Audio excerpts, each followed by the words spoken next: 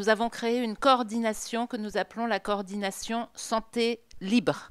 Elle regroupe les collectifs de médecins, de soignants et de scientifiques qui ne partagent pas la gestion sanitaire actuelle. On représente, entre autres, plus de 30 000 médecins, autant de soignants et plus de 100 000 citoyens. Je vais donner la parole à chaque personne individuellement pour qu'elle se présente très rapidement et nous reprendrons point par point les éléments que nous avons travaillés toute la journée sur différents thèmes et les résolutions que nous avons adoptées. Claire Delval, je suis médecin généraliste de terrain, médecin de premier recours, comme on dit aujourd'hui, et je m'exprime aujourd'hui pour le collectif Réinfo Covid en l'absence de leur porte-parole habituel qui est Louis Fouché. Bonjour, je m'appelle Claude Escarguel, j'étais microbiologiste hospitalier et je suis le porte-parole du collectif de médecins Asie Trop d'Hospitalisation et aussi je suis au conseil d'administration d'une association de malades Covid long qui s'appelle l'UPGCS. Gérard Guillaume, je suis rhumatologue et je suis ici en tant que représentant du groupe Bon Sens. Je suis Violaine Guérin, je suis endocrinologue et gynécologue médicale et je suis ici en tant que représentatrice du collectif Laissons les médecins prescrire. Bonjour à toutes et à tous, je suis Martine Vonner, médecin psychiatre et parlementaire à l'Assemblée nationale, élue en Alsace. Et je suis notamment cofondatrice du collectif Laissons les médecins prescrire. Je suis Alain Houpert, je suis médecin radiologue. Je suis parlementaire, comme Martine, mais au Sénat. Je suis élu sénateur de Côte d'Or, donc de Bourgogne. Et je suis aussi, comme Martine, cofondateur de Laissons-les prescrire. Éric Ménage, je suis médecin généraliste, médecin de premier recours comme Claire. Je suis ici représentant de l'EMSIB, l'association internationale médicale indépendante et bienveillante, qui s'occupe beaucoup des questions à la fois de santé et de législation. Voilà, donc je reprends la parole pour vous annoncer la première résolution que nous avons prise. Mais avant tout cela, je vais vous dire que je n'ai aucun conflit d'intérêts. La première résolution que nous avons prise est la création d'un conseil scientifique indépendant. Nous n'allons pas vous en dire beaucoup plus aujourd'hui. Vous aurez beaucoup plus d'informations dans les jours à venir puisque nous ferons une conférence de presse beaucoup plus élargie qui va détailler un certain nombre de résolutions que nous vous annonçons aujourd'hui. Je passe la parole à Martine Vonner. En tant que parlementaire, je garde également, à côté de mon activité de députée, une activité clinique de psychiatre dans une structure médico-sociale. Et je tenais à vous confirmer que je n'ai absolument aucun conflit d'intérêt, ni aucun lien d'intérêt avec un quelconque laboratoire. La situation que les Françaises et les Français connaissent aujourd'hui est celle d'un état d'urgence sanitaire qui dure depuis début mars 2020 et qui, aujourd'hui, par des mesures transitoires, est prolongé de fait jusqu'au 31 mars. On sait d'ores et déjà que cet état d'urgence sanitaire, ça a été annoncé par le Premier ministre Jean Castex, va être à nouveau discuté à l'Assemblée nationale et ensuite au Sénat pour être revoté et nous aurons des mesures transitoires d'urgence sanitaire jusqu'au 31 décembre 2021. Donc, toute la population française va à nouveau, pendant toute l'année 2021 comme quasiment toute l'année 2020, être soumise à des décisions unilatérales de l'exécutif, puisque dans le cadre d'un état d'urgence, les deux chambres parlementaires ne servent quasiment à rien. L'état d'urgence permet de prendre des décisions telles que les différents confinements successifs, mais également, vous savez que de plus en plus, là, ces derniers temps, on a des départements qui repassent à des couvre-feux de 20h à 18h. Donc, les citoyens français n'ont plus la liberté de circulation. la liberté d'entreprendre, et cela devient extrêmement grave par rapport à l'économie, et toute cette privation de liberté a absolument des impacts catastrophique, et en tant que psychiatre, je peux vous dire que l'impact psychique de nos concitoyens est particulièrement mis à mal. Donc, il est urgent, et dans ce cadre-là, en tant que parlementaire à l'Assemblée nationale, j'ai déposé un projet de résolution pour supprimer cet état d'urgence sanitaire. L'impact, en effet, social est énorme, et il faut pouvoir aujourd'hui permettre à nouveau à nos concitoyens de pouvoir accéder librement aux soins, de permettre également aux médecins de première ligne et à tous les médecins la liberté de prescription, et de permettre aussi, encore une fois, à nos concitoyens, par rapport à cette stratégie vaccinale qui est mise en marche par le gouvernement, de pouvoir choisir librement de se vacciner ou non, sans passer par ce que je vais qualifier d'extorsion à la liberté de vaccination. Mais il faut vraiment que chacun puisse décider, y compris les personnes âgées, quel que soit l'endroit, ou à domicile ou en structure, de la liberté d'être vacciné ou non, avec un véritable consentement éclairé. Et on y reviendra sans doute, ce fameux décret qui a été publié par le gouvernement juste la veille de Noël, qui limite aussi l'expression des médecins. Donc c'est extrêmement préoccupant, puisqu'on sent à la fois qu'il y a une mise sous cloche de tous les citoyens, à la fois sur la liberté de circulation, la liberté d'accès aux soins, mais aussi la liberté d'expression. Et cela devient extrêmement préoccupant. Merci Martine. Nous vous annonçons la troisième mesure, qui est la création d'une cellule stratégie thérapeutique. Plusieurs cellules vont être annoncées. Il ne s'agit pas de faire des usines à gaz. Ce sont des cellules qui doivent travailler extrêmement rapidement pour faire des recommandations. Ça va être des questions de jours. Tout ceci sera collégial, bien entendu. Donc je passe en premier la parole à Éric Menat. À l'EMSIB, avec le docteur Vincent Reliquet, qui est un des responsables de l'association, nous avons déjà publié un article dès mai 2020 pour rappeler la place, l'importance de la prévention, qui passerait par la vitamine D, par le zinc, par la vitamine C et par d'autres approches complémentaires, en fonction du médecin que chaque patient aura la liberté de choisir et de consulter. Mais il est important que la population n'attende pas le vaccin qui arrive petit à petit et sur lequel nous reviendrons plus tard, pour faire de la prévention. Nous savons que dans les EHPAD, il y a des carences en vitamine D. Nous savons que beaucoup de Français sont carencés en vitamine D. Nous savons que le zinc est un antiviral qui permet de réduire les formes graves. Il est dommage, et nous regrettons depuis déjà des mois, qu'il n'y ait pas de recommandations officielles, ce qui permettra à tous les médecins peut-être de prescrire beaucoup plus ces produits de prévention.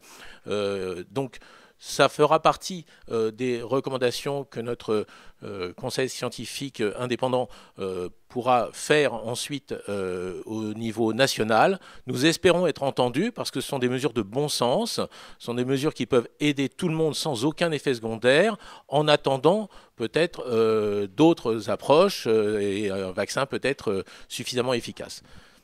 Voilà, je vais passer la parole à mon collègue Claude. Et je dois rappeler que je n'ai strictement aucun conflit d'intérêt parce que c'est la mode en ce moment. Je n'ai effectivement aussi aucun conflit d'intérêt.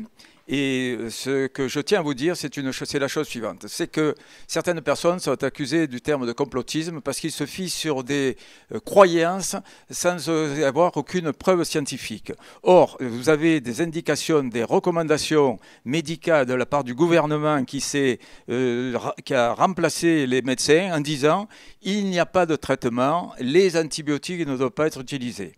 Et si vous avez suivi les recommandations, c'est tester, isoler, tracer, mais ils ont oublié un mot important qui est le mot traiter. Or, par définition, un médecin traite tous ces patients qu'ils doivent avoir. Et vous avez aujourd'hui un paradoxe extraordinaire, c'est que les personnes qui recommandé de ne pas traiter et qui ont même traité de scandaleux les gens qui ont osé commencer à traiter ont eu la Légion d'honneur. Et inversement, les médecins qui ont traité se retrouvent devant des conseils de l'ordre ou devant des tribunaux, soi-disant pour avoir traité des malades. C'est le monde à l'envers. Comme dirait Bernard-Henri Lévy, ce virus rend vraiment fou. Or, toutes les publications actuelles du monde entier, que ce soit américaines, françaises, grecques, hindoues, constatent que la létalité, c'est-à-dire le nombre de morts par rapport au nombre de malades infectés, chute à peu près de 50% au minimum suivant les traitements adoptés dans toutes les publications en fonction du traitement ambulatoire précoce. Donc, si vous voulez, il y aura des recommandations sur ce traitement ambulatoire précoce et on s'aperçoit aussi que tous les pays qui ont laissé leurs médecins prescrire ont des taux de mortalité quand même bien inférieurs aux nôtres par rapport aux millions d'habitants. C'est la différence dans la mortalité et la létalité.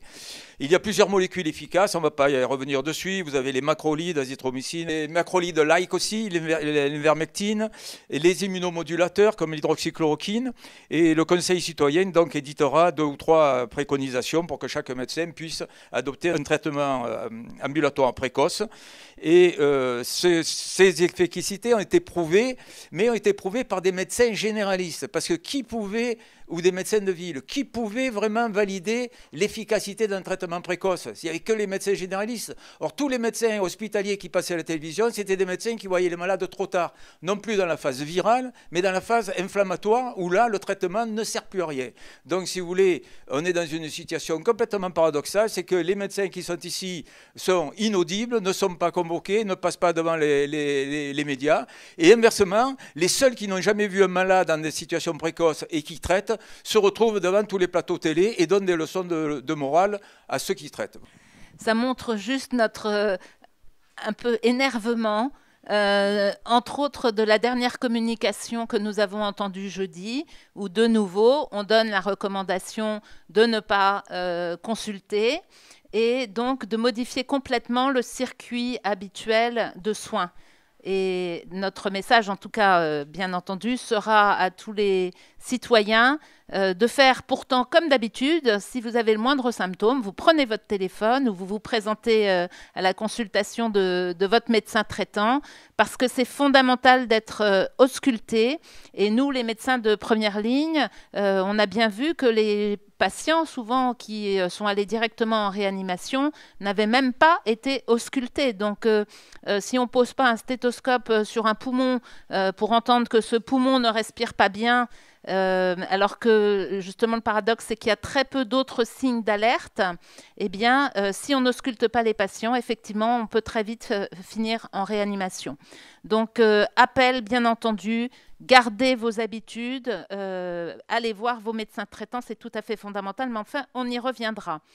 4e point, et création d'une 2e cellule autour de, c'est ce qu'on appelle la cellule chiffre. Donc Gérard, la parole sur la cellule chiffre. Donc un de nos objectifs, c'est d'essayer de faire une analyse avec des statisticiens, avec des gens complètement formés et compétents sur les données de l'INSEE, ce n'est pas sur des données inventées, pour essayer de faire la lumière sur ces décès qui conditionnent en grande partie l'état d'urgence sanitaire dans lequel on vit. Création d'une 3e cellule, la cellule vaccin. Donc je repasse la parole à Eric. Vous savez que le vaccin a été testé pour l'instant exclusivement chez des gens en bonne santé d'âge moyen de 50 ans. Or, pour l'instant, nous vaccinons des gens d'âge moyen de 80 ans en mauvaise santé. Donc, nous prenons un pari sur l'avenir, aujourd'hui, qui est que le vaccin, on espère, sera efficace chez ces gens-là et qu'il ne sera pas dangereux chez ces gens-là. Nous avons vu avec l'Angleterre et Israël que les pays qui vaccinent le plus sont aussi ceux qui se reconfinent en ce moment. Donc ça doit nous poser des questions et on doit observer ces choses-là.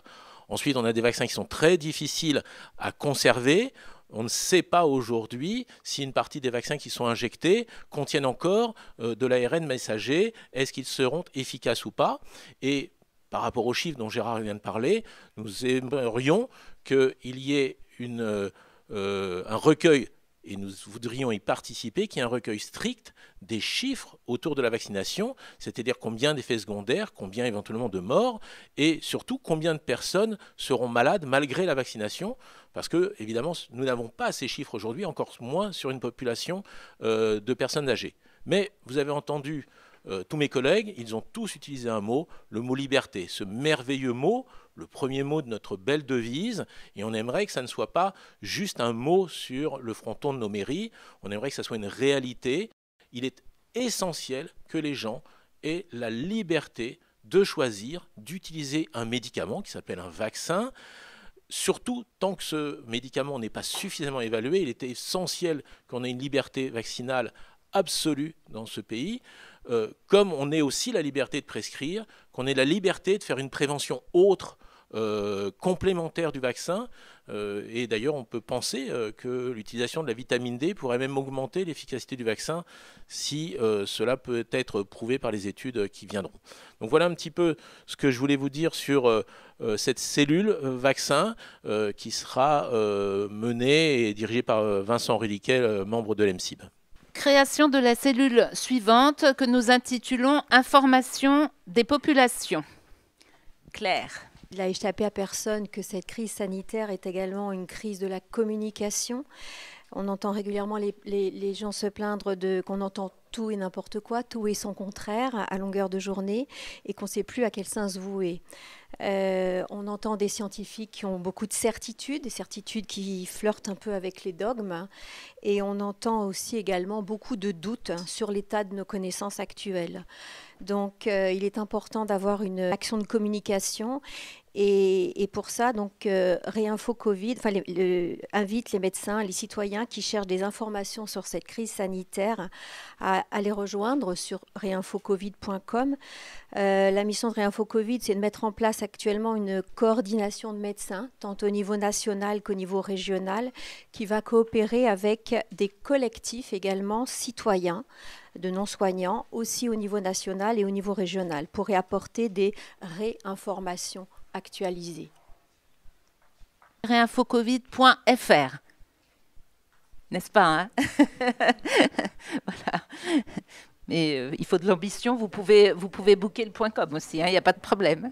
Notre sujet suivant concerne les EHPAD, parce que bien entendu nous sommes extrêmement inquiets de ce qui se passe dans les EHPAD. Je passe le sujet au sénateur Houpert. Merci Violaine, j'espère que tu ne m'as pas donné la parole sur les EHPAD parce que je suis sénateur.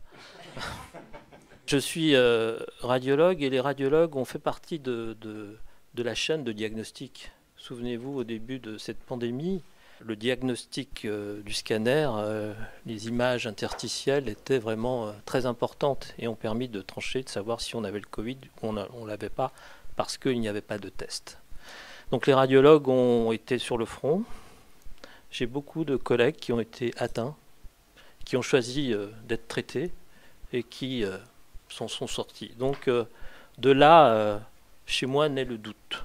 Et nous sommes tous ici des médecins qui sortent de l'université. Et à l'université, ce qu'on apprend, c'est à douter.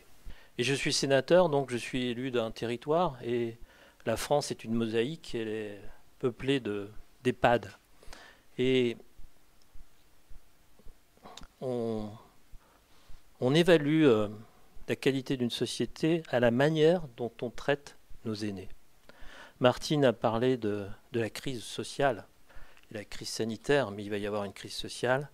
Et les personnes âgées ont été vraiment en première ligne. Pourquoi? Parce que on n'a pas su quoi en faire. On n'avait pas les moyens de les traiter. Souvenez-vous, il y a eu un décret, et c'est la première fois qu'on voit ça depuis Hippocrate. Un gouvernement conseille aux médecins de prescrire des médicaments pour aller vers la sédation, le fameux Rivotril. Et ces personnes âgées ont souffert de l'isolement, ont été isolées. La semaine dernière, je lisais un livre d'Éric Orsena, son dernier livre. Il disait que la pire des choses qui puissent arriver dans l'histoire, c'est d'empêcher aux personnes âgées en fin de vie de voir leur famille et de dire au revoir.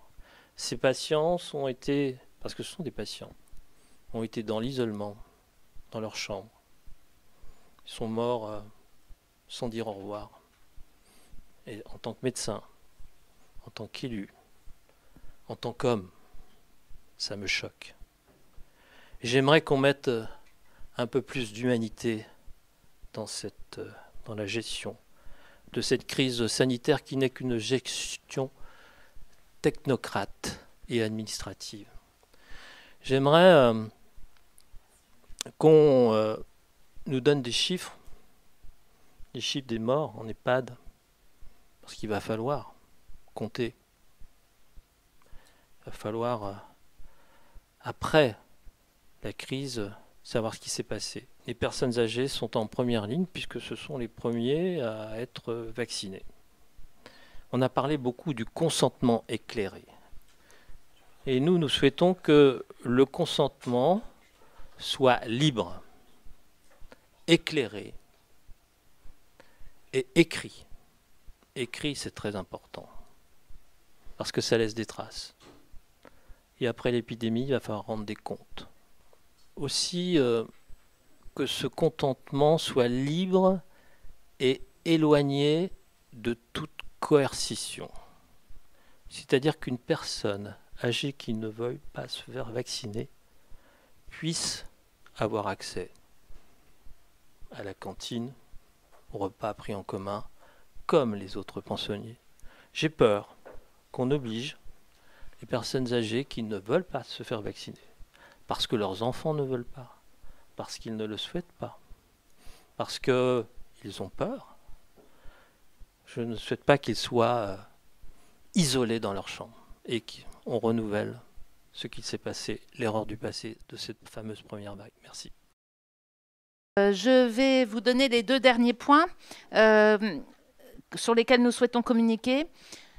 Le Conseil de l'ordre des médecins, puisque vous savez que déjà un certain nombre de médecins sont convoqués devant les conseils de l'ordre de façon très inégalitaire, puisque à l'évidence des personnes pendant cette crise ont été non confraternelles et ne sont pas convoquées, et qu'un certain nombre de médecins qui ont été actifs sont convoqués, actifs auprès de leurs patients. Nous voulons rappeler au Conseil de l'ordre des médecins qu'il a quand même 2 rôles majeurs normalement, la protection des patients et la protection du rôle des médecins dans le système de la santé. Ce n'est pas la protection des médecins, mais la protection du rôle des médecins. Donc on aimerait bien leur rappeler ces 2 missions, et nous sommes extrêmement tous étonnés que le Conseil de l'ordre, premièrement, bien entendu, n'ait pas, pendant cette crise, défendu la liberté de prescription, et surtout soit resté totalement silencieux sur ce décret interdisant la parole des médecins, qui est paru donc le 23 décembre, si je ne m'abuse. Donc vous avez d'ailleurs vu que beaucoup de mesures sont parues entre Noël et jour de l'an, enfin pendant les vacances.